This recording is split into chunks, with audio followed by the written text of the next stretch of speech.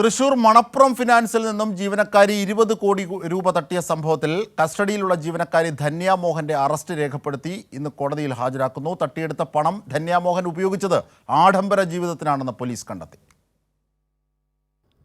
മണപ്പുറം ഫിനാൻസിന്റെ വലപ്പാടുള്ള ഓഫീസിൽ അസിസ്റ്റന്റ് മാനേജറായിരുന്ന കൊല്ലം സ്വദേശിനി ധന്യ മോഹനാണ് 20 കോടിയോളം രൂപയുടെ തട്ടിപ്പ് നടത്തി മുങ്ങിയത്.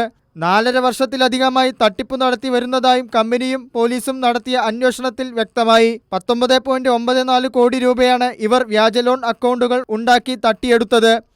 ഈ പണം ആഡംബര ജീവിതത്തിനായാണ് ഇവർ ഉപയോഗിച്ചതെന്ന് പോലീസ് കണ്ടെത്തി. കൊല്ലം നഗരത്തിൽ 1.5 കോടി രൂപ മുടക്കി ആഡംബര വീട് വാങ്ങി ആഡംബര കാറുകളും സ്വന്തമാക്കിയിരുന്നു. ഷെയർ മാർക്കറ്റിലും പണം നിക്ഷേപിച്ചു.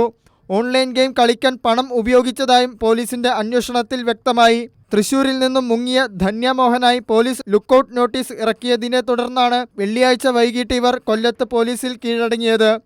പിന്നീട് വലപ്പാട് പോലീസിന് കൈമാറിയ പ്രതിയെ ഇന്ന് പുലർച്ചെ തൃശൂരിൽ എത്തിച്ചു.